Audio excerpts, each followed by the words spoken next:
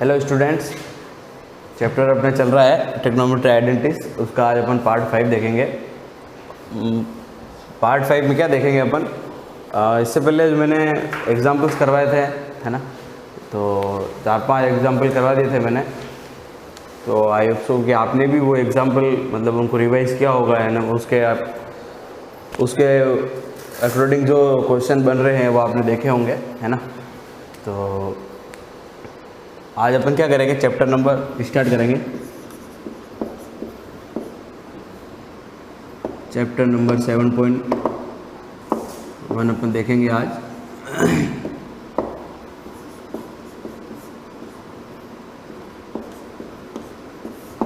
ठीक है, देखो चैप्टर नंबर 7.1 में क्या है कि जो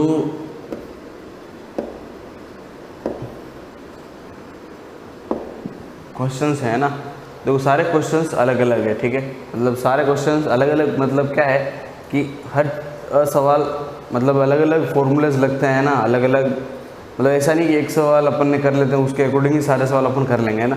हर सवाल में अलग अलग टाइप के फॉर्मूलेज हैं। हर मतलब उसको स्टार्ट करने का जो मेथड है वो हर सवाल में अलग अलग रहता है। ठीक है, देखो इसमें जो फर्स्ट और सेकंड सवाल है चैप्टर नंबर 7.1 में, है ना, फर्स्ट और सेकंड, ये थोड़ा अलग मेथड है ना इसका, तो अपन इसको लास्ट में देखेंगे। ठीक है, लास्ट में देखने का मतलब क्या है कि थोड़ा मतलब जो रेगुलर मेथड चल रहा है उससे हट के, समझ में आ रही बात। तो अपन इसको क्या लास्ट में देखेंगे, समझ में आ गई बात। तो अभी देखो अपन जो क्वेश्चन नंबर 3 है ना, verify the following with the help our identities, है ना। मतलब त्रिकोणमिति सर्वसमीकरण की सहायता लेकर इन सवालों को सोल्व करना है, समझ में आ गई बात, क्वेश्चनों को सोल्व करना है। ठीक है, तो देखो पहला क्वेश्चन क्या है, देखो क्वेश्चंस ये जो भी हैं इनको सॉल्व करने के लिए फॉर्मूले बेस्ड भी हैं, हर बार बोल रहा हूँ मैं, है ना। तो फॉर्मूले जब तक याद नहीं होंगे तब तक क्वेश्चन सॉल्व नहीं होंगे। ठीक है, इसलिए फॉर्मूले याद करने ही हैं, समझ में आ गई बात। तो देखो पहला क्वेश्चन, थर्ड क्वेश्चन का जो फर्स्ट है ना, मतलब थर्ड ही है, मैं बता रहा हूँ क्या है। देखो क्वेश्चन क्या है, cos square theta plus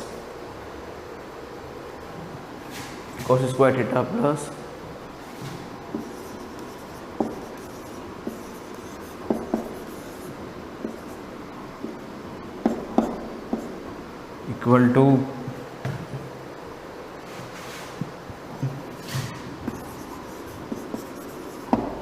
cot square theta. Okay, देखो क्या क्वेश्चन है, cos square theta plus cos square theta dot cot square theta equal to cot square theta. ठीक है, देखो ये साइड इक्वल टू ये साइड अपने को करना है ना। प्रूफ दैट, है ना, प्रूफ दैट का मतलब यही होता है कि दो साइड होती है ना, LHS एंड RHS, तो दोनों साइड इक्वल होनी चाहिए।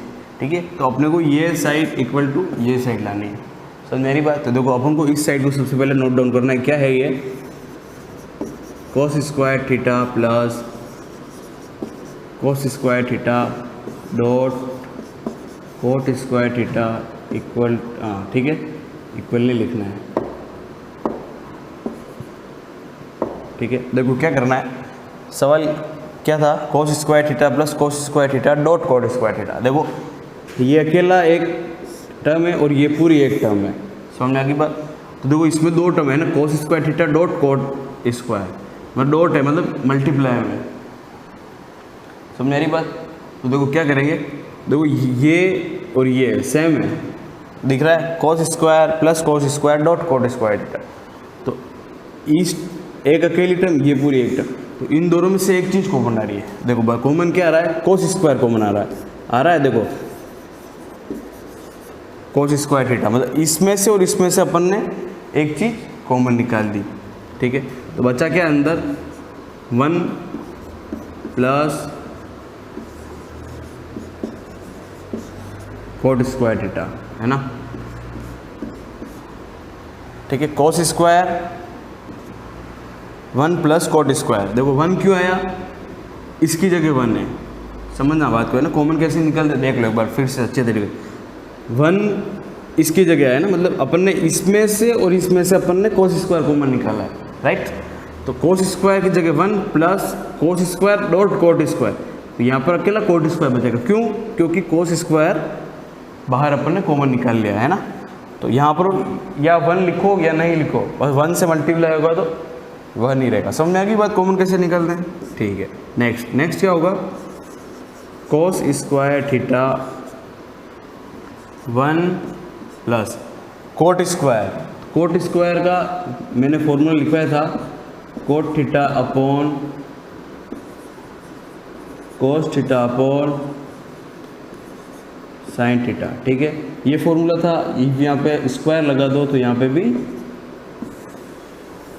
स्क्वायर हो जाएगा। ठीक है, तो इस कोट स्क्वायर की जगह अपन ये रख सकते हैं ना, क्या रख सकते हैं? कोस square theta upon sine square theta. ठीक है, क्या किया है? कोट स्क्वायर का फॉर्मूला रखा है। देन क्या करेंगे? एलसीएम लेंगे। क्या लेंगे? एलसीएम क्या आएगा? Sign square theta.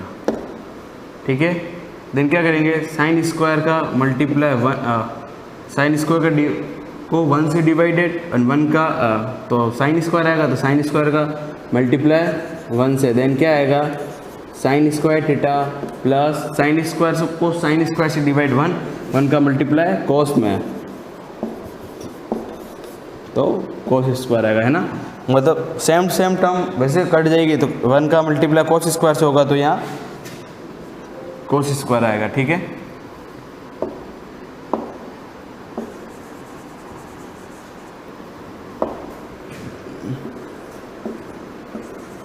ठीक है। देन क्या करेंगे? अपने पास क्या आया था? Cos square theta sine square theta plus cos square theta upon sine square theta. ठीक है, तो देखो अब सबसे फर्स्ट फॉर्मूला मैंने लिखवाया था, क्या लिखवाया था कि sine square theta plus cos square theta equal to 1 होता है ना। फर्स्ट फॉर्मूला लिखा था फर्स्ट, इस फॉर्मूला में फर्स्ट फॉर्मूला यही था, sine square plus cos square equal to 1। तो अपन इस sine square plus cos square की जगह क्या लिख सकते हैं? 1 लिख सकते हैं। क्यों लिख सकते हैं? क्योंकि अपने पास क्या है? फॉर्मूला है। ठीक है, देखो पूरा फॉर्मूला बेस्ड ही है, कुछ भी अब करना नहीं है, सिर्फ फॉर्मूला याद हो तो स्टेप बाय स्टेप फॉर्मूले के अकॉर्डिंग चलना है। ठीक है, 1 अपॉन साइन स्क्वायर थीटा। ठीक है, कोस का 1 से मल्टीप्लाई होगा तो क्या आएगा? Cos square theta upon sine square theta. Then cos square upon sine square क्या होता है? Sine cot square. ठीक है, देखो यहाँ स्क्वायर है इसलिए अपन ने यहाँ स्क्वायर लगाया है। फिर तुम कहोगे सर फॉर्मूला था ही नहीं ऐसा। ठीक है, मैंने फॉर्मूला लिखवाया था cot theta upon cos theta upon sine theta, है ना। तो यहाँ पे स्क्वायर लग गया तो ये भी स्क्वायर हो गया। ठीक है, समझने वाली बात है। देखो अपने पास हो गया ना सवाल सॉल्व, अपने को यही प्रूव करना था। तो देन क्या हो गया? LHS equal to RHS। ठीक है, देखो एक बार फिर से देख लो क्या है। देखो अपने पास क्वेश्चन क्या था? Cos square plus cos square dot cot square equal to cot square. Then अपन ने क्या किया? कोस, फिर से इक्वेशन लिखी, फिर क्या किया अपन ने? इन दोनों टर्म में से कोस स्क्वायर कॉमन निकाल दिया, बचा क्या? 1 प्लस कोट स्क्वायर। फिर क्या किया? कोट स्क्वायर का फॉर्मूला रखा cos square upon sine square. Then अपन ने एलसीएम लिया, sine square plus cos square ऊपर आया। एंड देन अपन ने क्या किया? इसका फॉर्मूला लग गया है ना, sine square plus cos square equal to 1। तो 1 अपन ने यहाँ नोट डाउन किया। देन क्या बचा? Cos square upon sine square equal to cot square. समझ में आ गई बात? देखो इस पे में क्वेश्चन सोल्व होंगे। समझ में आ गई बात? देखो एक नेक्स्ट क्वेश्चन और करा दो। देखो थर्ड मैंने करवा दिया है, फोर्थ आपके ऊपर डिपेंडेड है। ठीक है, नेक्स्ट 5 है वो मैं आपको करवा रहा हूँ। तो देखो क्या है,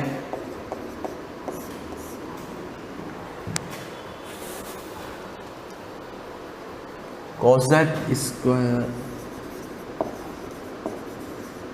प्लस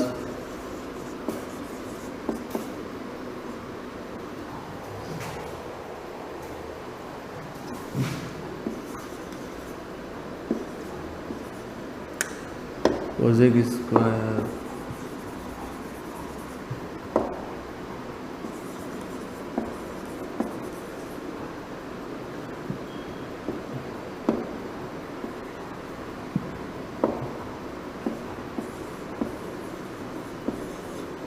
ये ना कोसेक थीटा स्क्वायर।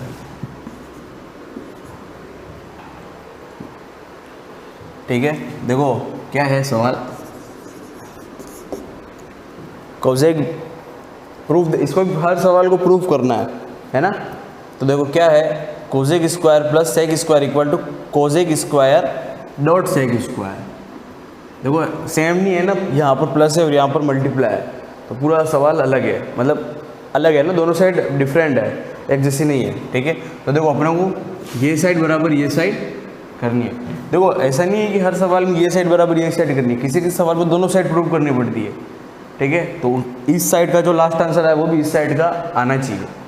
समझ में आ रही बात? तो देखो क्या है, अपन को इसको उठाना है, क्या है, एक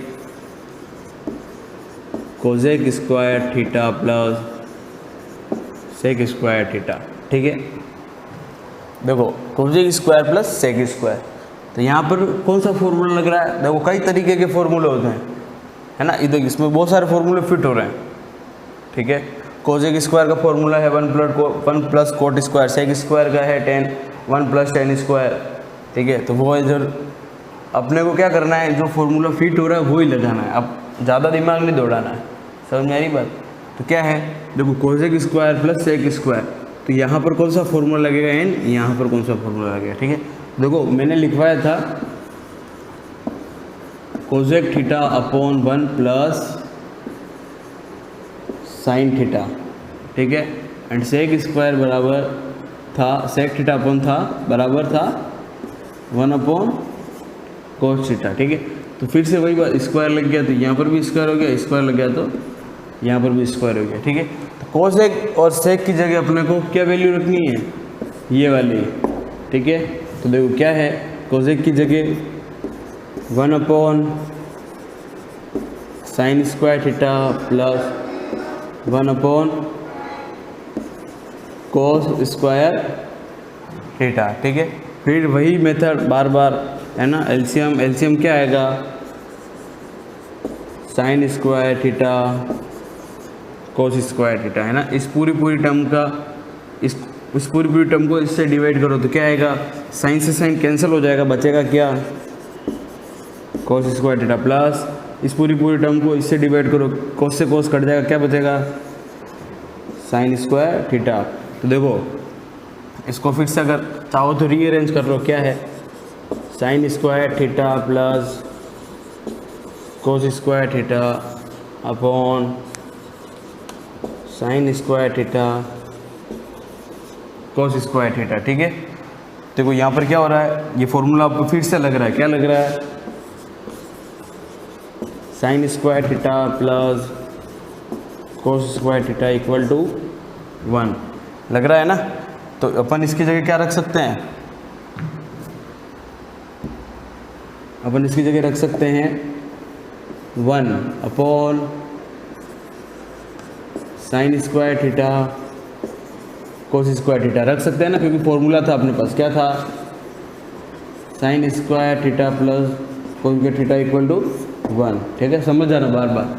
ठीक है, तो देखो अब ये दो फंक्शन हो गए हैं ना, दोनों मल्टीप्लाई में, तो अपन दोनों को अलग लिख सकते हैं। कैसे लिख सकते हैं, देखो 1 upon sine square theta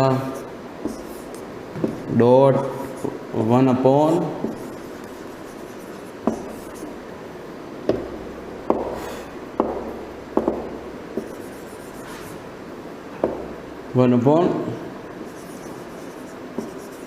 cos square theta. तो आप लोगों को पता ही है 1 अपॉन साइन क्या होता है, कोस होता है, लेकिन यहाँ स्क्वायर है तो अपन क्या लगेंगे, कोसेक स्क्वायर। ठीक है, क्यों लगेंगे, क्योंकि यहाँ पर स्क्वायर है इसलिए ना, क्या लिखेंगे, देखो कोसेक स्क्वायर थीटा डॉट, है ना, कोई प्लस माइनस नहीं है, साइन है ना, इनटू है ना, अपॉन 1 अपॉन कोसेक स्क्वायर क्या हो जाएगा, सेक स्क्वायर थीटा। तो देखो सवाल अब यही प्रूव करना था, है ना, cosec square plus sec square equal to cosec square dot sec square अपने को प्रूव करना था। तो अपने ये प्रूव हो गया है। देखो एक बार फिर से देख लो कैसे क्या, बिल्कुल इजी क्वेश्चन है, कुछ है ही नहीं। देखो cosec square plus sec square equal to cos square sec square. तो cosec square plus sec square का फॉर्मूला लगाया 1 upon sine square plus 1 upon cos square. क्यों लगाया, इसलिए लगाया, ठीक है। फिर क्या किया, एलसीएम लिया, LCM sine square cos square आया, cos square plus sine square इसका आंसर आया देन बाद में, ठीक है। फिर क्या कि अपने इसको रीअरेंज कर दिया, नहीं भी करते तो भी चलता, क्योंकि दोनों टर्म प्लस है ना, ये इधर आया या फिर ये इधर जा, कोई फर्क नहीं पड़ता, ठीक है। फिर अपन ने क्या किया, उसकी जगह अपन रखा, क्यों रखा, क्योंकि फॉर्मूला अपने पास, ठीक है।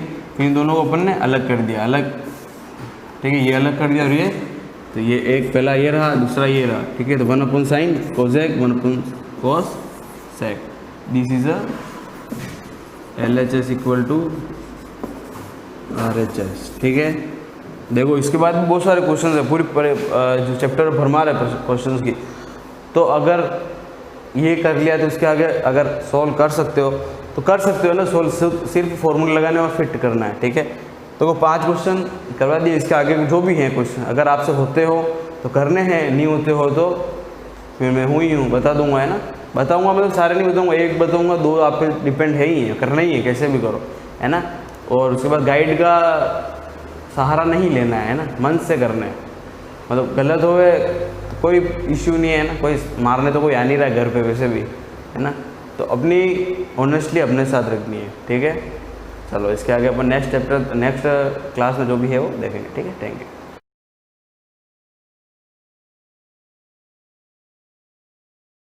Good morning class. हम लेसन 6 पढ़ रहे थे। लेसन 6 काफ़ी लंबा हो गया क्योंकि एक मॉरल फुल लेसन है, इसलिए थोड़ा सा याद, हम लास्ट इसको ख़त्म कर देंगे। हमने सोशल बिहेवियर के कुछ पॉइंट्स पढ़ लिए थे और हमारा पॉइंट चल रहा था क्लीन लाइननेस, सफाई मैं बता चुकी थी कि बहुत इम्पॉर्टेंट है। हम अपने घरों में भी मानते हैं कि लक्ष्मी का वास वहीं होता है जो घर साफ सुथरा हो।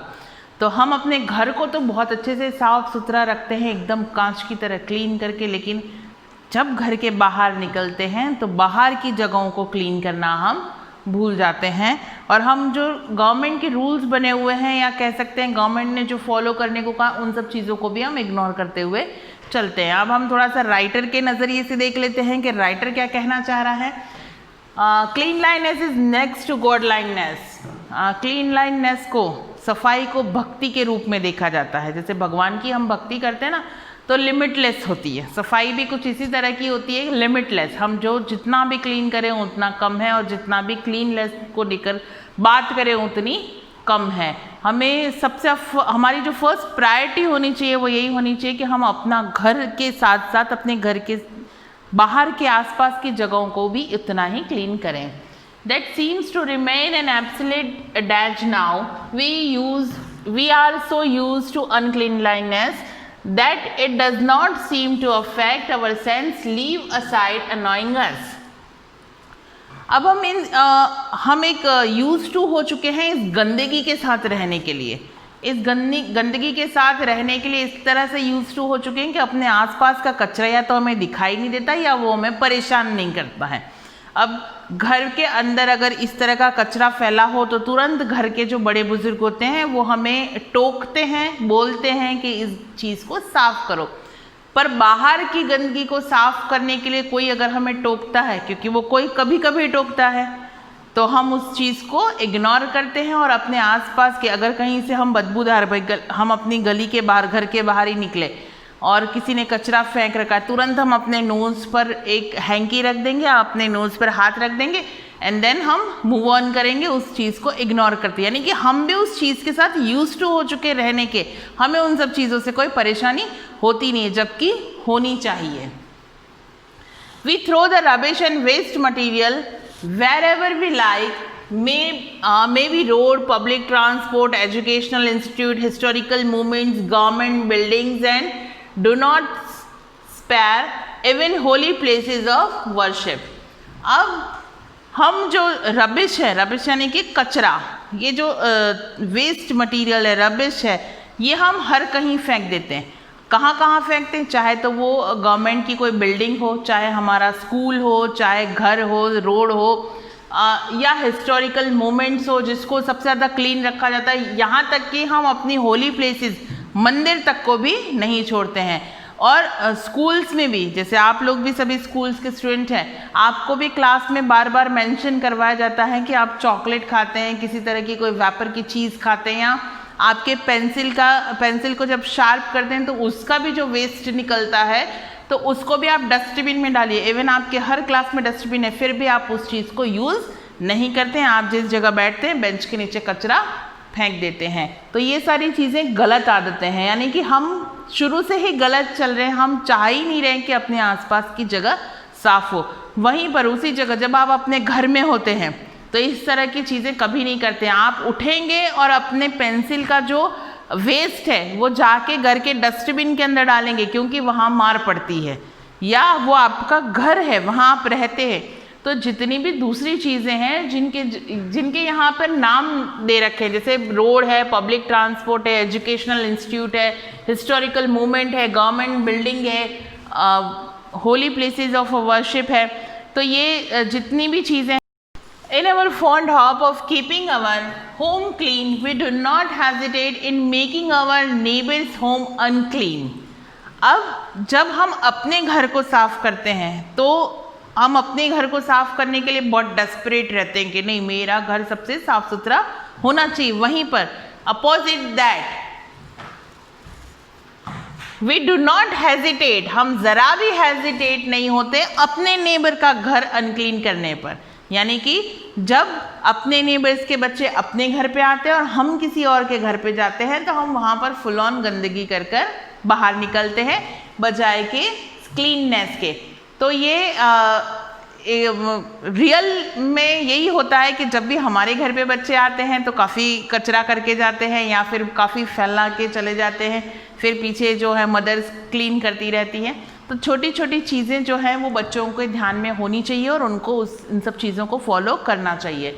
द रबिश में be dirt of the house, shit of the children, skin of the vegetables, fruits और एनी अदर वेस्ट स्टफ। अब हम जो नेबर्स हैं उनके घर के बाहर कह सकते हैं या उनके घर के आसपास कह सकते हैं या सामने कह सकते हैं, क्या क्या चीज़ें फेंकते हैं, वेस्ट, वेजिटेबल्स की यानी कि सब्जियों के छिलके और बहुत सारे फ्रूट्स वगैरह, जो भी वेस्ट स्टफ है, जो भी हमारे घर का कचरा है, सब कुछ खुला हम ऐसे ही डालकर आ जाते हैं। हम ये भी नहीं सोचते हैं कि उससे या उसकी स्मेल से उस नेबर को भी प्रॉब्लम हो सकती है।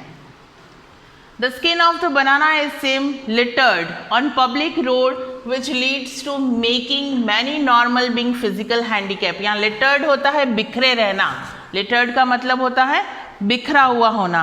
अक्सर लोग बनाना स्किन्स यानी कि बनाना के छिलकों को खाकर रोड पे यूं ही फेंक देते हैं, जो एक किसी पर्सन के लिए काफ़ी कह सकते हैं कि सीरियस इंजरी का कारण बन सकती है। एक कॉज है एक्सीडेंट का और वो अगर गिर जाता है तो वो हैंडीकैप भी हो सकता है या उसको गहरी चोट भी लग सकती हो। इसीलिए हमेशा जो वेस्ट है वो डस्टबिन में ही फेंकना चाहिए। Added to this malady is free movement to stray animal who spoil the road houses, public places and hamper traffic. They also cause serious accident. अब यहाँ पर एनिमल्स की भी बात करें, कुछ लोग अपने एनिमल्स जो होते हैं जैसे काऊ वगैरह है, इनको खुला छोड़ देते हैं। अब वो क्या है कि रोड पे कहीं पर भी बैठ जाते हैं और वो भी एक सीरियस एक्सीडेंट का कॉज हो सकते हैं, कारण बन सकते हैं। कई बार हम देखते हैं कि अचानक एनिमल सामने आ जाता है या कोई अंधेरे में बैठा और दिखाई नहीं देता और टकरा जाता है, तो इस तरह से एक सीरियस इंजरी हो सकती है।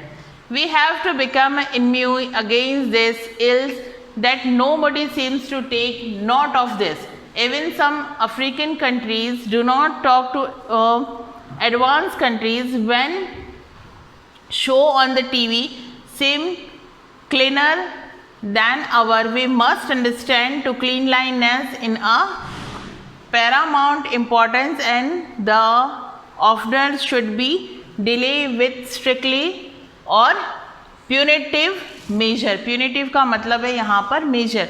अब यहाँ पर ये कहा गया है कि कई सारी कंट्रियों में तो ये नियम बने हुए हैं कि अगर आपने कचरा बाहर रोड पे फेंका या आपको कचरा फेंकते हुए देखा गया तो उसका फाइन लगता है। जैसे मैंने दुबई का जो एग्जाम्पल दिया था, वहाँ पे भी कुछ यही सारा सिस्टम है। इवन फॉरेन कंट्रीज़ जो जितनी भी है वहाँ पर सभी में ये एक सिस्टम बना हुआ है, एक लॉ बना हुआ है कि आपको डस्टबिन के बाहर कचरा डालते हुए देखा गया या आपको बाहर कहीं स्लिप करता हुआ देखा गया, थूकता हुआ देखा गया, तो आपको वहाँ पर जो पर्टिकुलर उसका जो फाइन होता है वो भरना पड़ेगा। ये एक क्राइम के अंडर आता है। तो तभी अगर स्ट्रिक्टली इन सब चीज़ों को फॉलो किया जाता है तभी हम हमारी कंट्री को क्लीन कर सकते हैं। और हमारी कंट्री की सबसे पहली चीज़ जो है, सबसे पहली प्रायोरिटी वो यही है कि क्लीन लाइननेस हमारी कंट्री में बिल्कुल नहीं है, जो होनी चाहिए। तो ये था क्लीन लाइननेस। अब हम नेक्स्ट टॉपिक इसका ले रहे हैं, धरना बंद रेल रोको। अब धरना जो धरना प्रदर्शन होता है ना, अक्सर करके हम बहुत सारे कास्ट की या कम्युनिटी की या किसी पार्टी की या बहुत सारी ऐसी चीज़ें होती हैं जिनको हम ये कहते हैं कि कैसे धरना जो है कि हमारी कुछ चीज़ें मांगे नहीं मानी तो धरने पे बैठ जाओ। आप दो तीन बार जो हैं वो 2-3 दिन तक आप उसको प्रोटेस्ट अगेंस्ट हो जाओ उसके, तो आपको अपनी जो चीज़ें हैं वो माननी, अगला जो है वो आपकी चीज़ें मान लेगा। धरना इनमें सबसे पहले नंबर पे आता है। अक्सर ये पार्टी पॉलिटिक्स में चलता है कि पॉलिटिकल पार्टी जो होती है वो अपनी बात अगर गवर्नमेंट नहीं मानती है धरने पे बैठ जाती है, या जो पॉलिटिकल लीडर्स होते हैं जो उनके काम करने वाले कार्यकर्ता कह सकते हैं उनको, वो जो होते हैं वो अक्सर तोड़ फोड़ पे आ जाते हैं, पब्लिक प्रॉपर्टी को नुकसान करना। और जब उनसे कुछ नहीं होता तो वो क्या करते हैं, ट्रेन को रोक देते। आप ये जानते होंगे कि एक ट्रैक पे ओनली 1 ट्रेन नहीं चलती है, यानी कि 1 ट्रैक पे लॉट ऑफ अलग अलग डेस्टिनेशंस की ट्रेन मूव ऑन करती है। तो जब इस तरह की चीज़ होती है कि एक जगह की एक ट्रेन को रोक दिया जाता है तो आसपास बहुत सारा जो सिटीज़ हैं जहाँ पर दूसरी ट्रेन का आना जाना होता है वो सभी रुक जाता है। यानी कि एक दिन में अगर एक ट्रेन रोकी जाती है तो गवर्नमेंट को करोड़ों का नुकसान वो पहुँचा देते हैं। तो इस तरह का एक ये बहुत इम्पॉर्टेंट पॉइंट है।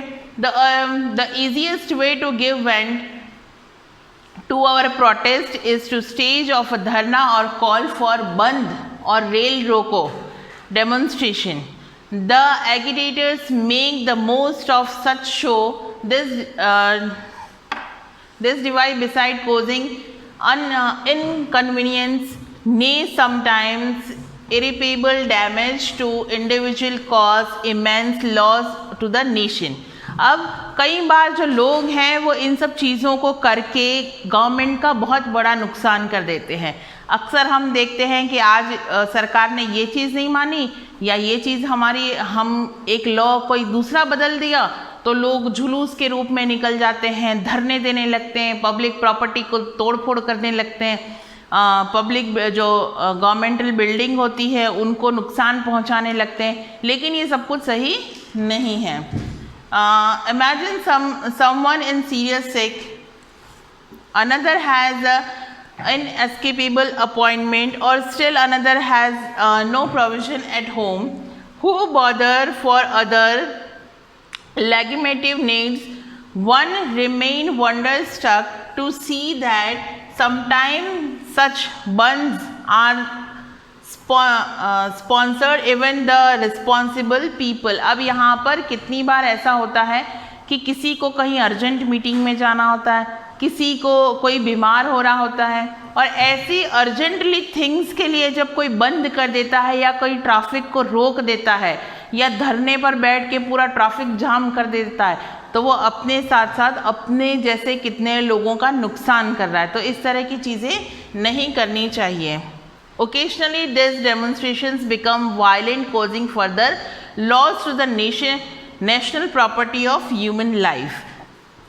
अक्सर करके ऐसी जो ओकेशनल चीज़ें होती हैं नहीं होनी चाहिए, क्योंकि इससे लोगों का खुद की तो मांगे पूरी हो जाएंगी, खुद की डिमांड्स पूरी हो जाएंगी, लेकिन जो दूसरे लोग हैं इससे कितने ही सफ़र कर रहे हैं। We can't think of a suitable device for expressing our protest without causing inconvenience to the other and loss to the nation. In Japan, the workers of a shoe factory wanted to demonstrate their protest. They made shoes of different size of right foot only. When the dispute was settled, they made shoes of left foot, thus completing pair. अब यहाँ बहुत अच्छा example दिया हुआ है। Japan की एक company थी जहाँ पे वर्कर्स का अपने ऑनर के साथ कुछ डिस्प्यूट चल रहा था,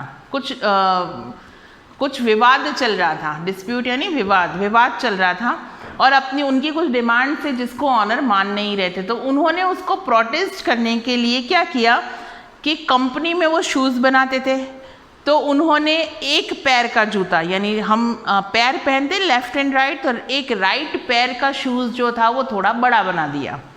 अब कोई भी, आप और मैं, कोई भी हम जब शूज़ खरीदने जाते हैं तो दोनों पैर इक्वल साइज़ की, इक्वल नंबर की लेके आते हैं। अब ऐसा तो है नहीं कि हमारे पैर में अगर 8 नंबर का शूज़ बैठ रहा है तो एक में 7 का पहनेंगे और एक में 8 का पहनेंगे। तो उन्होंने एक को बड़ा बना दिया और एक को छोटा बना दिया। तो अब उनकी उस कंपनी के जूते कोई भी नहीं खरीदता, और शूज़ कोई भी नहीं खरीदता। तो जब ऑनर के साथ वो सारे डिस्प्यूट सेटल्ड हो गए तो उन्होंने जो दूसरी पैर थी, यानी 8 नंबर का लेफ्ट पैर सही बना दिया और 7 नंबर का राइट पैर सही बना दिया। तो इस तरह के प्रोटेस्ट से ना तो कंपनी को कोई नुकसान हुआ, ना उनका काम बंद हुआ। तो ऐसा रास्ता ढूंढना चाहिए लोगों को, जो बंद वगैरह, जो धरने वगैरह देते हैं, उनको ऐसा रास्ता ढूंढना चाहिए जिससे कि गवर्नमेंट का भी नुकसान नहीं हो, पब्लिक का भी नुकसान नहीं हो, और ना ही उनकी जो भी डिमांड्स है वो अच्छे से पूरी हो सके।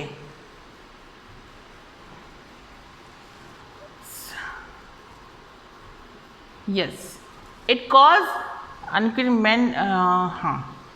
inconvenience to none of initial laws. To the owner was made a good little letter. Alternative, the protest may be follow the path of satyagraha or hunger strike shown by Mahatma Gandhi, as would they put only themselves to inconvenience for their cause. अब यहाँ पर महात्मा गांधी को हम ले लेते हैं। महात्मा गांधी ने कभी भी दूसरों का नुकसान नहीं किया। जब भी उनको अंग्रेज़ों के साथ कोई ऐसा डिस्प्यूट हो जाता था, उनको कोई मांग अपनी मनवानी होती थी, वो खुद सत्याग्रह यानी कि अनशन पे बैठ जाते थे, खुद खाना पीना छोड़ते थे दूसरे, और उनका जो प्रोटेस्ट होता था साइलेंट होता था, वायलेंस नहीं होता था। अब लोग क्या वायलेंस पे उतर आते हैं साइलेंस की जगह पर। अब ये हमारा यहाँ पे लेसन फिनिश होता है। काफ़ी कुछ ऐसी चीज़ें हमें आसपास जो हमारे हो रही है, ऐसी जो हमने डिस्कस की, जो नहीं होनी चाहिए। होप्स हो कि ये लेसन का आपको काफ़ी अच्छी तरीके से समझ आएगा। इसके क्वेश्चन आंसर्स आप अपनी नोटबुक में कर लेंगे, और जब भी यहाँ से जैसे इंस्ट्रक्ट किया जाएगा, आपको नोटबुक स्कूल में भी सबमिट करानी है। Thank you.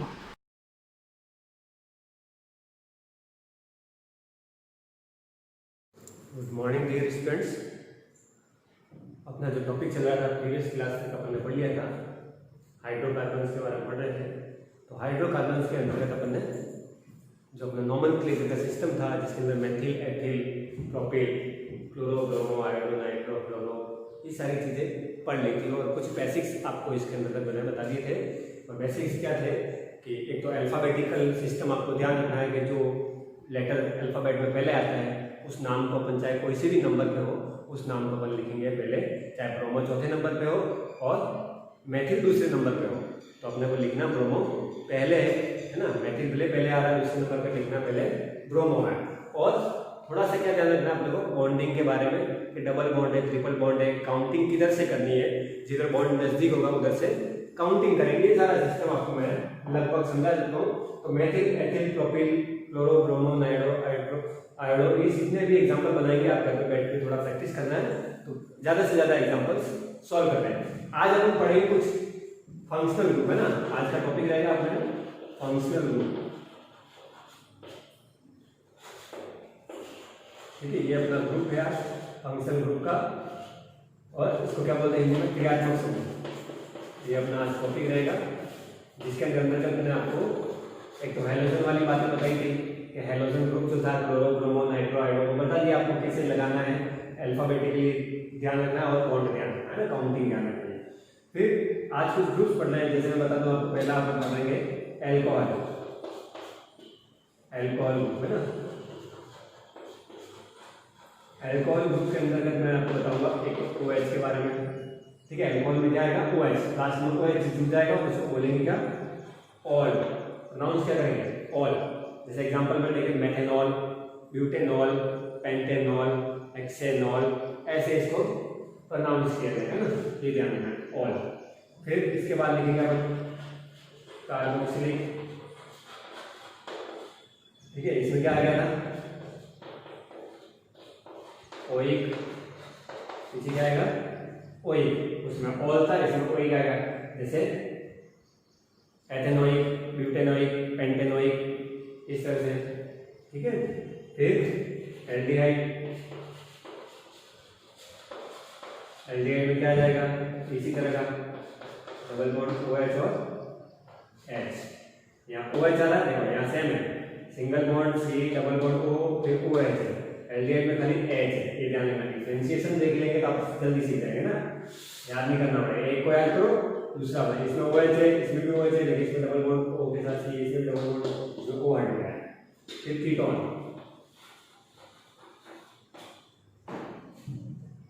ठीक है। कीटोन में कैसे लिखेंगे, C आगे पीछे डबल बॉन्ड O, इसमें दोनों हट गए, OH और H दोनों हट गए, ये कीटोन बन गया है ना। तो पहले आपको इसको ये चीज पता लगानी है, एल्कोहल में पीछे क्या लगेगा, कार्बोक्सिलिक में क्या लगेगा, एल्डिहाइड में क्या लगेगा, कीटोन में क्या लगेगा, ये चीजें आपको ध्यान होगी, है ना। कीटोन में क्या लिखेंगे, नॉन, ऑन, ये वन नहीं है, क्या ऑन है। एल्डिहाइड में क्या लिखेंगे, एल। जैसे मेथेनेल, मेथेन तो आएगा, पीछे एल लग जाएगा, मेथेनेल, ब्यूटेनेल, पेंटेनेल, हेक्सेनेल, इस तरह से बन जाएंगे ना। तो ये चीजें ध्यान रखेंगे ना। तो इनके बारे में अपन थोड़ा सा विस्तार से देखेंगे और एग्जांपल इसके सॉल्व करेंगे। क्लियर, तो कैसे देखते हैं, पहले तो इसका एग्जांपल बनाएंगे अपन। जैसे मैंने एक एग्जांपल लिखा है,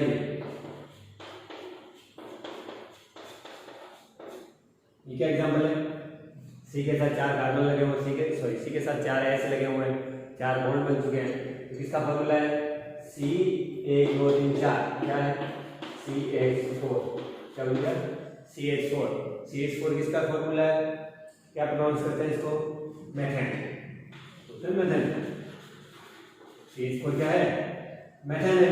अब मैं ये H हटा दूंगा, H हटा तो कोई सा भी एक ऐसे कर देता, जैसे CH ये लिख दिया, और एक H हटा के क्या लगा दिया, OH, समझ रहे हैं, एक H हटा के क्या लगा दिया, OH। और मैंने कल आपको एक बात बताई थी, जब अपनी लास्ट क्लास में क्या बताया था, जो भी ये सफिक्स लगेंगे, है ना, ये सफिक्स कहाँ लगेंगे, H को हटाने के बाद ज्वाइन करना है ना। H को मैंने हटा दिया और यहाँ लगा दिया OH। OH किस सफिक्स में क्या प्रोनाउंस होता है, ऑल। आगे क्या था, मैथ, ठीक है, तो मैथ थे न था, मैथेनॉल के साथ में ऑल जोड़ तो क्या बन गया, मैथेनॉल, क्या बन गया, मेथेन प्लस ऑल, मैथेनॉल। तो ये मेथेनॉल का फॉर्मूला होगा। और इसको कैसे लिखते हैं, CH3OH, ये मेथेनॉल का फॉर्मूला। अगर एक्चुअली में आप एक फॉर्मूले पढ़ोगे तो आएगा मेथेनॉल, है ना। कास्ट स्ट्रेट, क्या बोलता है, कास्ट स्ट्रेट, या लकड़ी को भंजक आसवन द्वारा जब जलाया जाता है तो इस तरह की गैस बनती है। एक प्रोसीजर है जिसमें लकड़ी को जलाया जाता है, आसवन करके भंजक आसवन द्वारा इसको जलाया जाता है, कास्ट स्ट्रेट बुलाया था, वो क्या है, मेथेनॉल है, ठीक है। ये OH लगा दिया, मेथेनॉल बन गया। अब इसी OH को किसी और फॉर्मूले के साथ लगाते हैं, देखो दूसरा फॉर्मूला बनाते हैं अपन, है ना। तो एक ही ग्रुप के अपने दो चार फॉर्मूला बनाते हैं ना, ऐसे नहीं एक फॉर्मूला बनाने का सिर्फ है प्रैक्टिस, है ना। Chemistry need of practice, maths need of practice, है ना। इसमें भी आपके न्यूमेरिकल, है ना, रिएक्शंस, इक्वेशंस, इनकी जितनी भी चीजें होती है वो प्रैक्टिस मांगती है ना, उनको प्रैक्टिस देंगे तो सीख जाएंगे। जैसे दूसरा एग्जांपल लेता हूँ मैं, एथेन, मान लो ये अपना एथेन हो गया,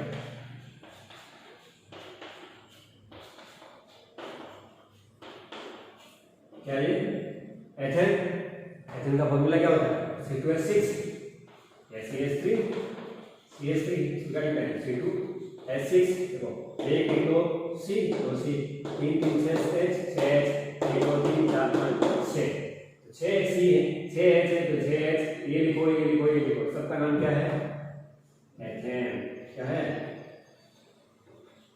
इथेन। अब इसी इथेन के पीछे अपन को एक H हटा देना, मान लो ये H हटा दिया, ठीक है ये H हटा दिया, ये मैंने हटा दिया और यहाँ लगा दिया OH। पहले अपन अल्कोहल की बात कर रहे हैं, दूसरे नहीं आए, ठीक है ना, तो OH लगा दिया, तो OH क्या प्रोनाउंस करता है ऑल, एथेन के पीछे लगाओ एथेनॉल, एथेनॉल का फॉर्मूला। अगर इसी को चेंज कर देते क्या बन जाएगा अपने को, OH एक लगा दिया तो H एक कम हो गया, तो H कितने बचे आपके 5, C कितने थे 2, कैसे फॉर्मूला बन गया C2H5OH, क्या बोलते हैं इसको एथेनॉल, क्या बोलते हैं एथेनॉल।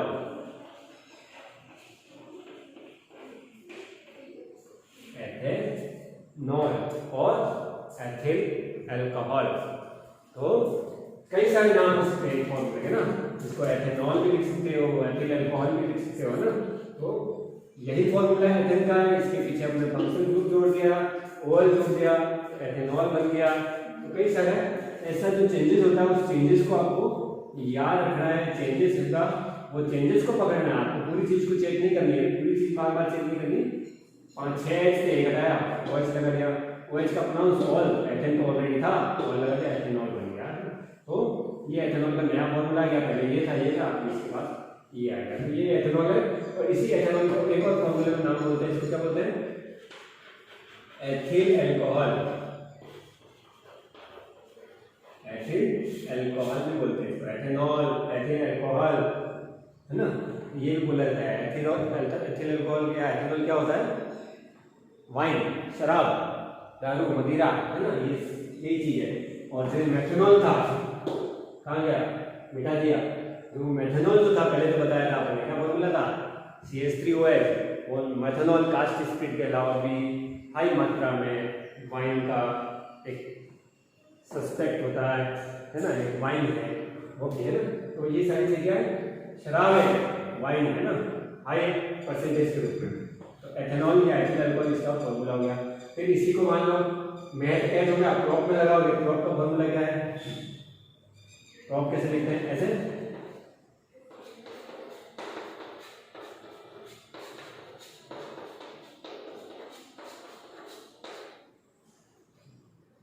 ठीक है, ये कैसे याद रखोगे, तो ये किसका फॉर्मूला है मैथ ऐड क्रॉप, प्रोपेन का फॉर्मूला हो गया, क्या फॉर्मूला है प्रोपेन है ना। अब इस प्रोपेन का ऑफिस यहाँ OH लगा देता हूँ मैं, देखो ये वन यहाँ से लगा देता हूँ, यहाँ OH लगा दिया, ये OH लगा दिया, ये कैसे लगा दिया OH लगते क्या हो गया, ये प्रोपेन की जगह हो गया प्रोपेनॉल, ठीक है।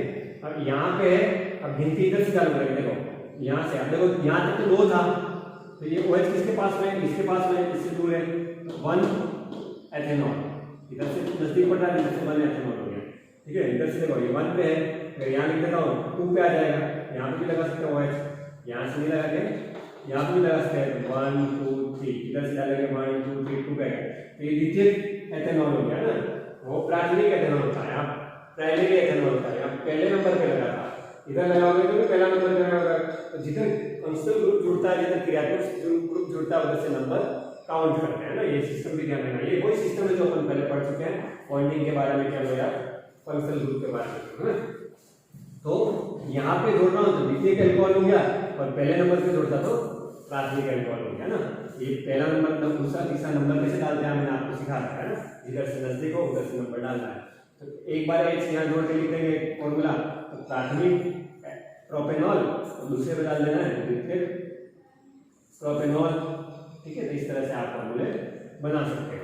तो ये क्या था, अल्कोहल ग्रुप था OH है ना, तो इसके फॉर्मूले मैंने बना दिए आपके है ना, ये प्रोपेनॉल हो गया, आप ब्यूटेनॉल बनाए, पेंटेनॉल बनाए, हेक्सेनॉल बनाए, बहुत सारे आप घर पे बैठे बैठे ट्राई करेंगे ना, बनाते रहना।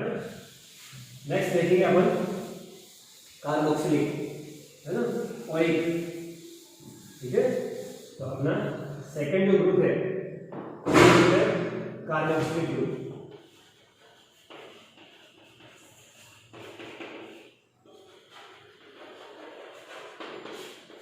क्लियर।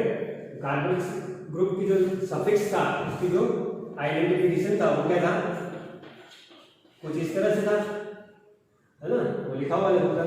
तो इस तरह से कुछ इसका स्ट्रक्चर था, इस तरह से इसका आइडेंटिफिकेशन था, और ये फॉर्मूले के साथ ऐड हो जाएगा, है ना। जैसे मैं एक फॉर्मूला लिखता हूँ आपके ब्यूटेन का, मान लो अपन ब्यूटेन के साथ इसको जोड़ते रहे, है ना। प्रोपेन तक का अपन पढ़ लिया था।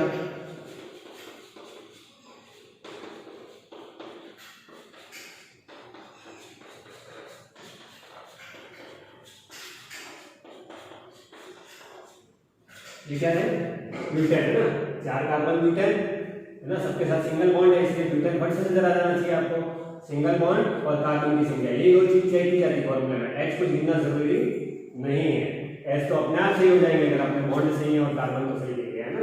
तो मैथ एच प्रोप्यूट, नाम क्या गया, ब्यूटेन, है ना, ये ब्यूटेन लिख दिया मैंने। अब ब्यूटेन नाम आ रहा है, इस ब्यूटेन के साथ इस फॉर्मूले को सेट करना है।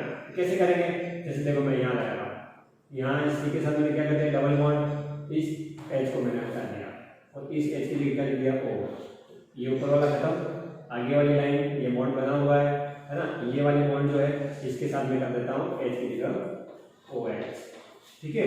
और इस एच को मैं हटा दूंगा, क्यों हटाऊंगा पता है आपको, बार बार नहीं बदलना है ना, क्योंकि कार्बन के साथ 4 बॉन्ड होते हैं, 4 बॉन्ड होते हैं ना, टेट्राहेड्रॉन स्ट्रक्चर होता है इसका ना, बार बार होता है। तो सी के साथ 4 लेंगे, 1 2 3 4 हो गई। तो अब इस सी के साथ अपन ने क्या जोड़ दिया, ये एक ग्रुप जोड़ दिया जिसका नाम क्या था, कार्बोक्सिलिक ग्रुप, और इसका सफिक्स क्या था, ओइक, क्या था, ओइक। तो अब ये ब्यूटेन है, इस ब्यूटेन को तो ब्यूटेन ही लिखेंगे, ठीक है। अब ब्यूटेन के साथ ओइक जोड़ो, क्या बन गया, ब्यूटेनोइक। पीछे का ई हटा दिया और उसकी जगह क्या नाम जोड़ दिया, सफिक्स ओइक। हिंदी में कहते हैं उपसर्ग प्रत्यय, वैसे पीछे लगा लो, तो ब्यूटेन का बन गया ब्यूटेनोइक, है ना। ब्यूटेनॉल ऐसे बन गया ये, है ना। इसका फॉर्मूला भी आप इस तरह से लिख सकते हैं ना, ये ब्यूटेनोइक का एग्जांपल हो गया, ओइक पीछे लगा दिया है ना। ये चीज और एग्जांपल के रूप में आपको देखते रहना है, ब्यूटेनॉल में उसी तरह पेंटेनोइक, प्रोपेनोइक, है ना, एथेनोइक, ये सारी चीजें आपको बनाते रहना है ना, घर पे ही बनानी है। तो आगे एग्जांपल अपने ओइक ले लिया, ओइक के अपने को एक नहीं, मैंने तो एक एग्जांपल आपके सामने सॉल्व किया, आपको क्या करना है, ओइक के 4 से 5 एग्जांपल सॉल्व करना है। फिर अपने नेक्स्ट क्या लेंगे, एल्डिहाइड। तो जब भी अपनी क्लास होगी आगे की, तो अपन एल्डिहाइड को देखेंगे, एल्डिहाइड के बारे में पढ़ेंगे, सी के साथ कैसे जुड़ता है एल्डिहाइड। तो अपनी नेक्स्ट क्लास में अपन स्टार्ट करेंगे एल्डिहाइड और कीटोन। तब तक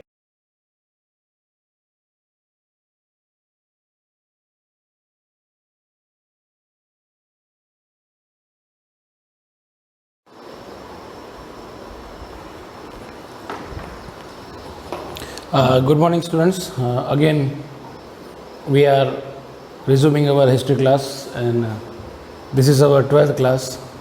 Yesterday in our class, we had studied about Shung dynasty, and previously, as mentioned by me, that the last Mauryan empire was Brihadrath, and that Brihadrath was assassinated by Pushyamitra Shung, one of the chief commanders of Mauryan dynasty.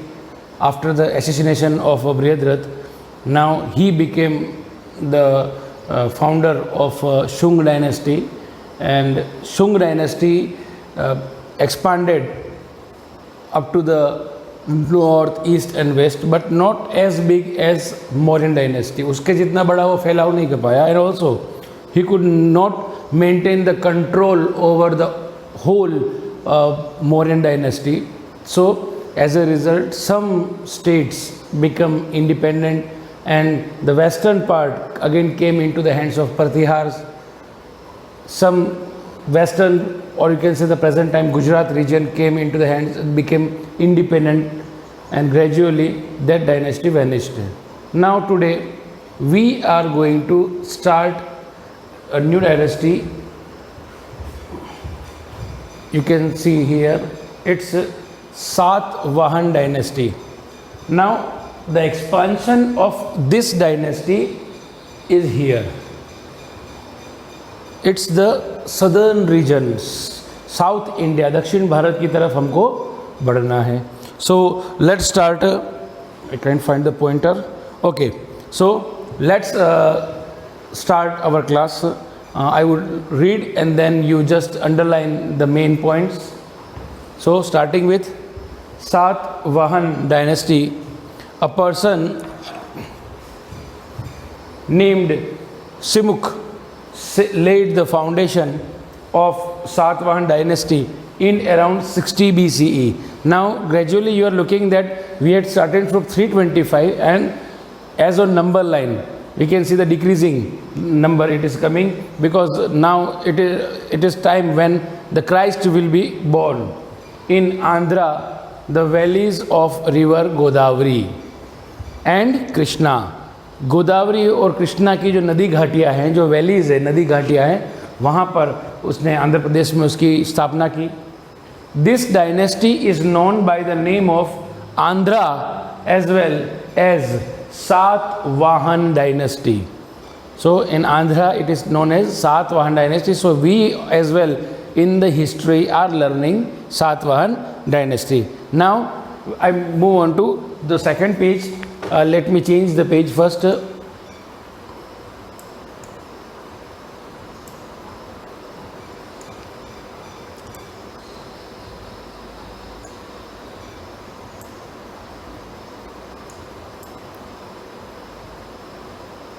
Okay, now let's start.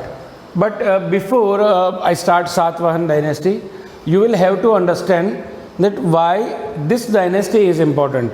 You know, whenever we are studying dynasties, at the same time there are other dynasties as well. या दूसरे भी ऐसे राजा होते हैं, ऐसा वंश होता है जो उनको रोकने की या उनका विरोध करने की कोशिश करता है. Same was condition in the southern India, because when Satvahans were in rule at that time, Kshatraps were also resisting them, they were revolting them, and they tried to take control over their regions. तो उसी के बारे में इसमें हम पढ़ेंगे. So let's start. First of all, as you can see, these are the coins of Satvahan dynasty. Whatever facts we get in the history, or whatever facts I am telling you, or whatever we things we are learning history, is taken from books written at that time, rock edicts, and the poems composed by that contemporary poets. तो उस समय के लोगों ने जो लिखा था उसी के प्रमाण पे, on that evidence we are able to write this. So ये जो इसके ऊपर you can see in some language something is written. उस समय की जो सिक्के होते थे, even today when we see a coin there are some inscriptions. There is our national emblem. Again when it is released in someone remembrance, किसी की याद में सिक्का निकाला जाता है तो उसका फोटो होता है. So all this relate with the part of history. So now we move on. Now whenever I ask you to underline, just do it, because today we are only learning Satvahan dynasty. Okay, start.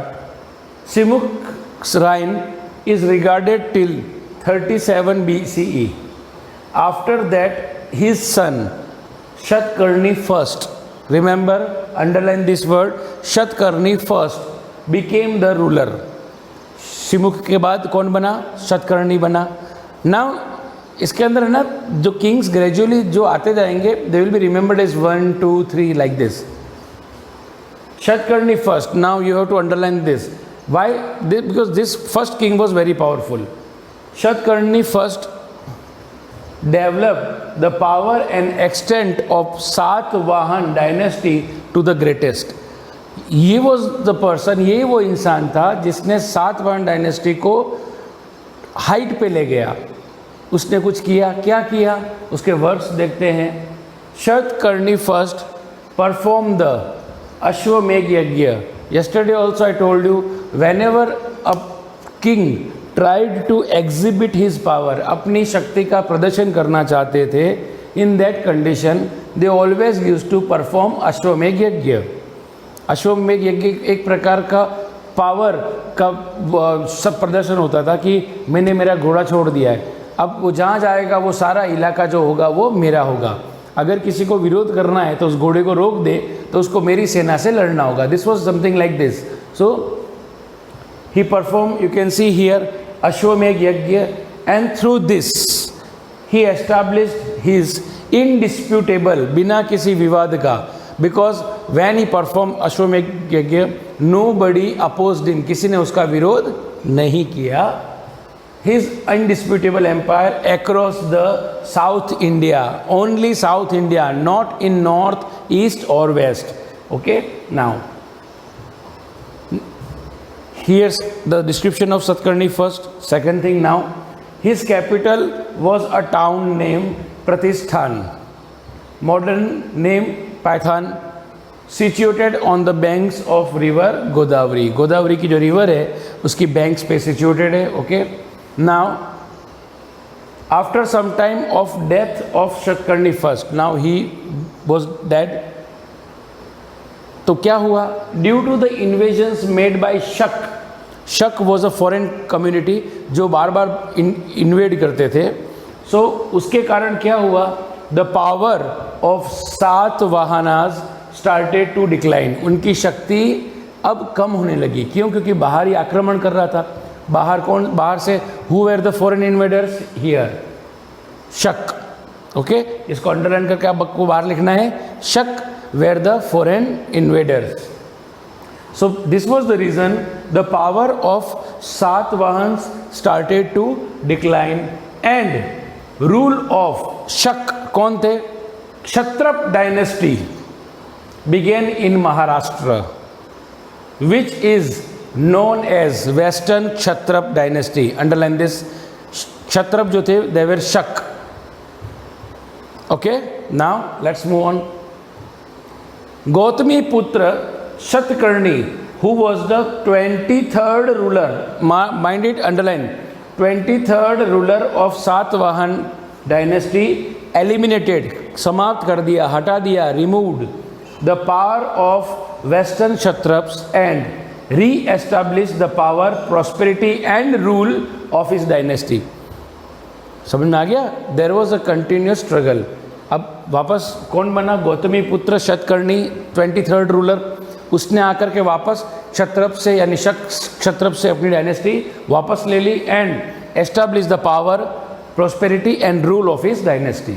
Now next, Vashishtha Putra Pulumavi got married to the daughter of Shak Mahakshatrap Rudradaman first, but Rudradaman snatched that entire land and part of him which he had occupied by defeating the western Kshatraps. Okay, so this one is not important. Now comes the important part. Yagyasari, underline this name, he is also named as Satkarni. Yagyasari, who was the 27th ruler, okay, mark it, 27th ruler of Satvahan dynasty, reoccupied some part of land from Kshatrap of Ujjaini and re-established the glory of his dynasty. वापस 27th ruler, his name is यज्ञसारी, उसने अपना rule वापस ले लिया। Underline करना इसको, यज्ञसारी circulated several coins, कई सारे सिक्के उसने जारी किए।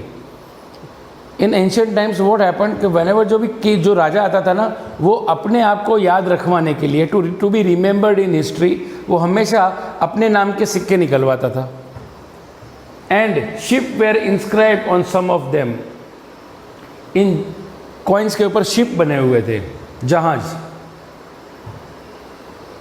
This shows that the empire extended up to the oceans, so this shows that all the banks all the way from Arabian sea and bay of Bengal, दोनों साइड से उसके ओशंस में वो अवेलेबल थे।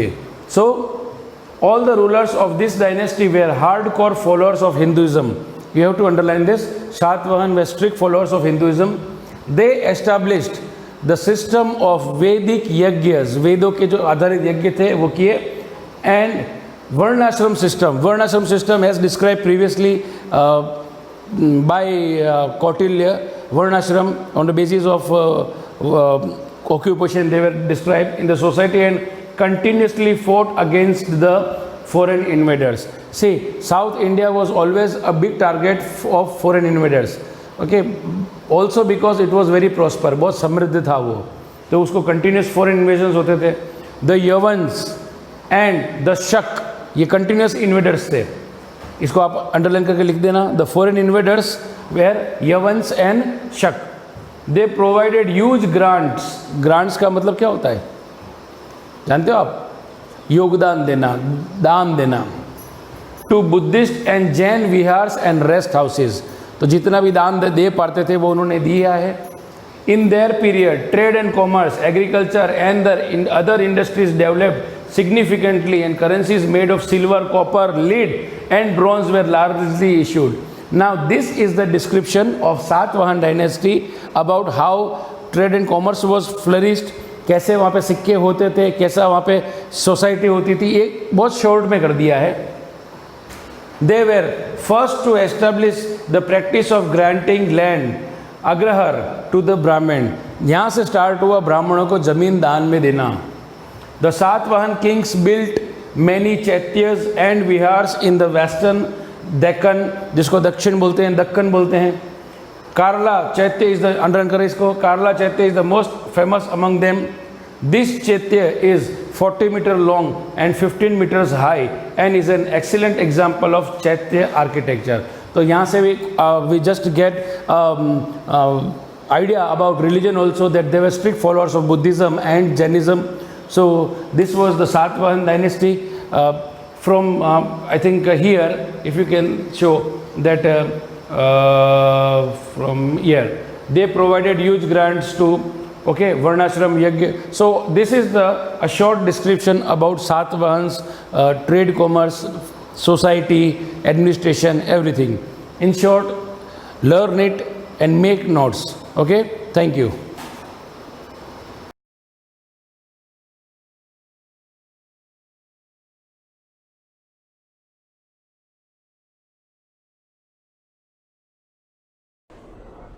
Good morning.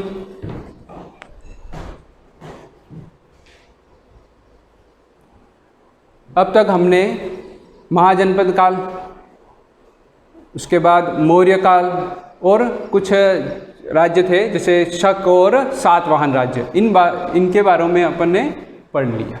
अब अपन पढ़ते हैं गुप्त साम्राज्य, जिसकी स्थापना 275 ईस्वी में किसने की थी? श्रीगुप्त ने. ये याद रखना है, गुप्त साम्राज्य की स्थापना श्रीगुप्त ने 275 ईस्वी में की है. अब यही प्रश्न आता है कि मौर्य साम्राज्य की स्थापना किसने की? अगर याद है तो बता दोगे 322 ईस्वी पूर्व. ये याद रखना है, यहाँ ईस्वी शुरू हो गया था क्योंकि 185 ईस्वी पूर्व मौर्य साम्राज्य समाप्त हो गया था. उसके बाद भारत छोटे छोटे राज्यों में बट गया था और छोटे छोटे राज्य शासक करने लगे. उसके बाद एक कह सकते हैं पूरे भारत को अगर एक रूप किया था तो गुप्त साम्राज्य ने किया था, जिसकी स्थापना 275 ईस्वी पूर्व श्रीगुप्त ने की थी. उसके बाद उसका पुत्र आता है घटोत्कच. घटोत्कच की इतनी उपलब्धियां नहीं है इसलिए उसका कोई वर्णन नहीं आता है, केवल नाम मात्र आता है कि उसका पुत्र था. उसका पुत्र आता है चंद्रगुप्त प्रथम, ठीक है ना. उसके बाद समुद्रगुप्त, उसके बाद उसका आता है पुत्र चंद्रगुप्त द्वितीय, जिसे विक्रमादित्य भी कहा जाता है, विक्रमादित्य चंद्रगुप्त. तो अपने पूरे इतिहास, ये जो पहला चैप्टर है अपन पढ़ेंगे, इसमें चंद्रगुप्त के 3 जगह नाम आते हैं. तो तीनों में कंफ्यूज नहीं होना, अलग अलग रखना है कि चंद्रगुप्त मौर्य नाम आता है, मौर्य पीछे होगा, चंद्रगुप्त मौर्य जिसने मौर्य साम्राज्य की स्थापना की थी. उसके बाद आएगा चंद्रगुप्त, केवल चंद्रगुप्त लिखा हुआ होगा, या चंद्रगुप्त प्रथम, जो इस गुप्त साम्राज्य में तीसरा वंशज था, जिसने, उसकी उपलब्धि यह है कि जिसने गुप्त संबंध चलाया था. जैसे विक्रम संबंध अपन चल रहा है अभी अपन सुनते हैं, वैसे ही उसने गुप्त संबंध चलाया था. उसके बाद आता है चंद्रगुप्त द्वितीय या चंद्रगुप्त विक्रमादित्य, जिसने विक्रम संबंध चलाया था, जो आज भी हमारे वर्तमान में वो संबंध चलता है. ठीक है ना. ये तीनों अलग अलग हैं और तीनों को अलग अलग याद करना है, मिक्स नहीं कर देना है, कंफ्यूज नहीं होना है. नहीं समझ में आवे तो पूछ लेना है.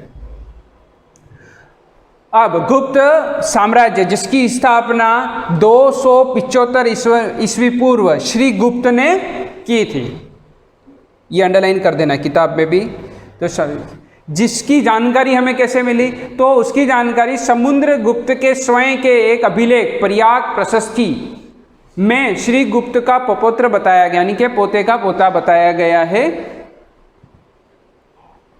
श्री गुप्त के बाद घटोत्कच गुप्त शासक बना जिसकी उपाधि महाराज थी। ये यहां तक हो गया। अब इसके बाद है चंद्रगुप्त प्रथम, इसकी तीसरी पीढ़ी। इसका काल था 320 ईस्वी से लगाकर 335 ईस्वी तक।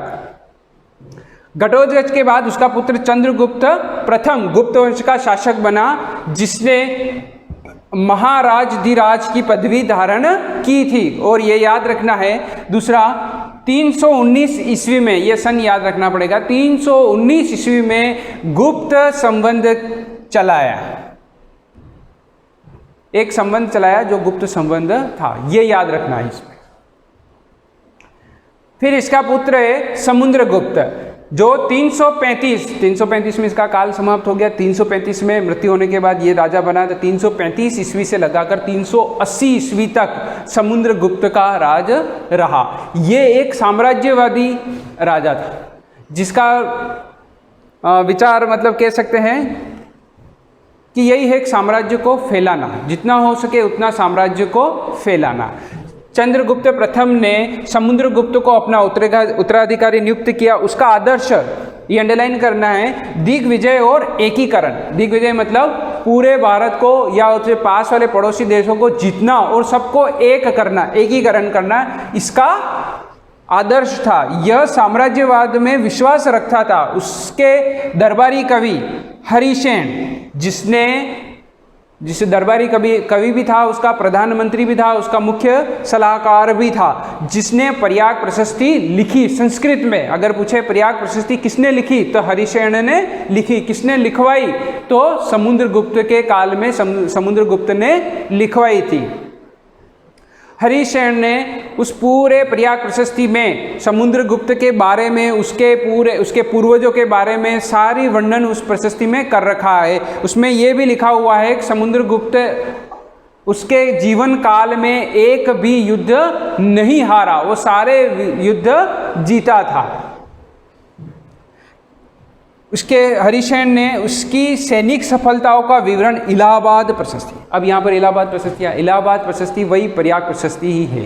पहले इसका नाम प्रयाग प्रशस्ति था। मुगल आने के बाद उस क्षेत्र का नाम, प्रयाग जो क्षेत्र था उसका नाम इलाहाबाद कर दिया था, इसलिए अंग्रेजों ने इसे इलाहाबाद प्रशस्ति का नाम दिया था। अभी वर्तमान में इलाहाबाद प्रशस्ति नाम हटा दिया गया है, वापस से ये प्रयाग प्रशस्ति बन गया। और इलाहाबाद जो जिला है अभी वर्तमान में उसका नाम भी, वर्तमान सरकार, योगी जी सरकार ने उसका नाम बदलकर प्रयाग राज रख दिया गया है। अब हम आगे बढ़ते हैं। इसी अभिलेख पर, जिस पर अशोक का भी अभिलेख उत्तीर्ण है, उसके द्वारा जीते क्षेत्रों को 5 भागों में बांटा गया है। यह अंडरलाइन करना है सबको किताब में। उसने जो विजित क्षेत्र थे उसके पूरे भारत में और आसपास के क्षेत्रों को जो जीता था उसे 5 भागों में उसने बांट रखा था।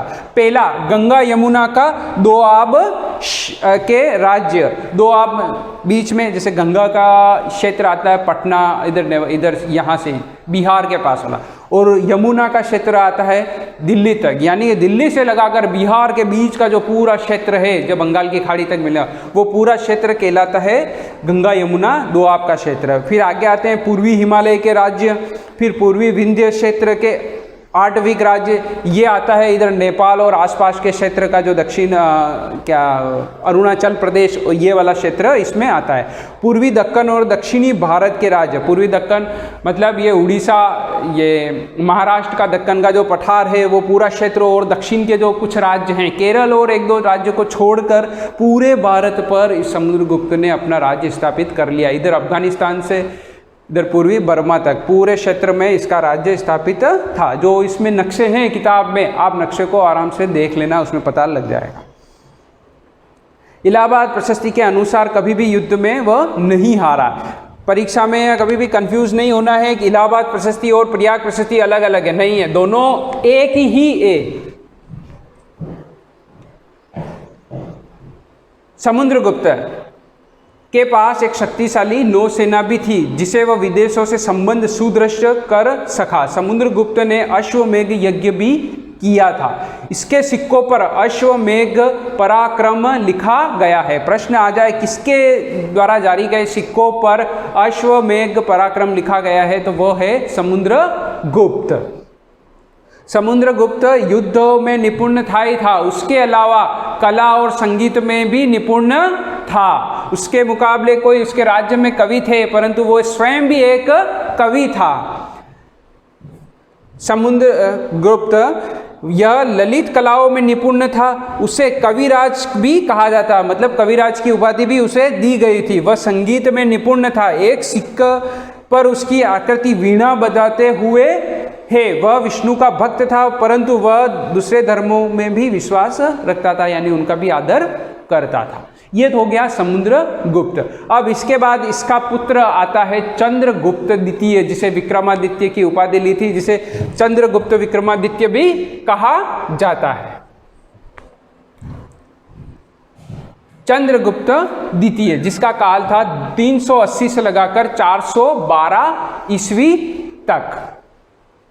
चंद्रगुप्त द्वितीय समुद्रगुप्त का पुत्र था। उसका नाम देवराज तथा देवगुप्त भी मिलता है। देखो, देवराज और देवगुप्त, चंद्रगुप्त द्वितीय भी अपन ने अशोक में भी पढ़ा था कि उसका नाम भी कहीं कहीं प्रशस्ति में देवप्रिय दस्ती था। तो ये याद रखना है, भूल नहीं जाना है। चंद्रगुप्त में देवराज देवगुप्त भी मिलता है। उसने अपने साम्राज्य को विवाह संबंधों और विजयों द्वारा बढ़ाया था। उसने अपनी पुत्री प्रभावती का विवाह वाकाटक राजा, ये वाकाटक नेपाल के पास वाला क्षेत्र है, रुद्रसेन से किया, जिसकी मृत्यु के पश्चात प्रभावती अपने छोटे पुत्र को गद्दी में बिठाकर राज्य का वास्तविक शासक बनाएगा। चंद्रगुप्त ने पश्चिमी मालवा गुजरात को भी जीता। उज्जैन को अपने द्वितीय राजधानी स्थापित किया था। अंडरलाइन करना, इनकी मगध राजधानी थी। सभी राजाओं की सबसे अगर कहे जाए कौन सी राजधानी थी, मगध, जो वर्तमान पटना में आता है। पाटलिपुत्र नाम राजधानी भी था, बाद में इसका मगध राजधानी कर दिया गया था, उसी का नाम परिवर्तन कर दिया था। तो चंद्रगुप्त ने उज्जैन को भी अपनी दूसरी राजधानी स्थापित की थी। शक विजय के पश्चात उसने विक्रमादित्य की उपाधि धारण की थी और उसी समय विक्रम संवत जारी किया था, जो अभी भी वर्तमान में है। उसके बाद उसका पुत्र महेंद्रादित्य 414 से लगाकर 455 ईस्वी तक उसने राज्य किया।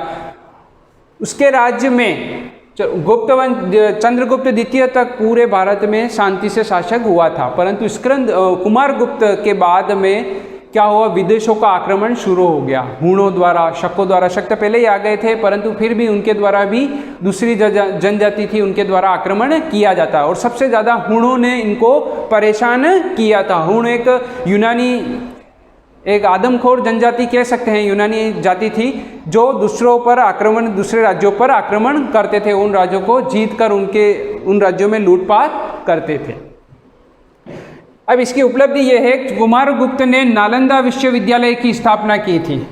ठीक है, उसका राज्य सौराष्ट्र से बंगाल तक फैला हुआ था। अपने राज्य के अंतिम दिनों में पुष्यमित्र के विद्रोह का सामना करना पड़ा था। इसके बाद उसका राजा बना था स्कंदगुप्त, 455 से लगाकर 467 ईस्वी तक। स्कंदगुप्त ज्येष्ठ पुत्र न होते हुए भी वह शासक बना। जूनागढ़ अभिलेख द्वारा ज्ञात होता है कि स्कंदगुप्त ने मौर्यों द्वारा निर्मित सुदर्शन जिलों का जीर्णोद्धार करवाया था। 2 मिनट है। ये सुदर्शन झील वही झील है जो चंद्रगुप्त मौर्य ने अपने काल में बनाई थी, जिसका जीर्णोद्धार स्कंदगुप्त ने करवाया था। जूनागढ़ अभिलेख में इस बात का उल्लेख है कि सिंहासन पर बैठने समय स्कंदगुप्त को मच्छों के रूप में कुख्यात हूणों को जूझना पड़ा। स्कंदगुप्त अनंत हूणों को पराजित किया। हूणों को पराजित करने वाला केवल एक ही राजा था, स्कंदगुप्त, इसके अलावा कोई राजा नहीं था। ये भी, इसकी भी मृत्यु हो जाने के बाद हूणों ने पूरे क्षेत्र पर अपना अधिकार जमा लिया और भारत छोटे छोटे क्षेत्रों में बट गया। अब हम अगली क्लास में पढ़ेंगे गुप्त वंश की सांस्कृतिक उपलब्धियां, समाज और प्रशासनिक क्षेत्र। ठीक है, धन्यवाद।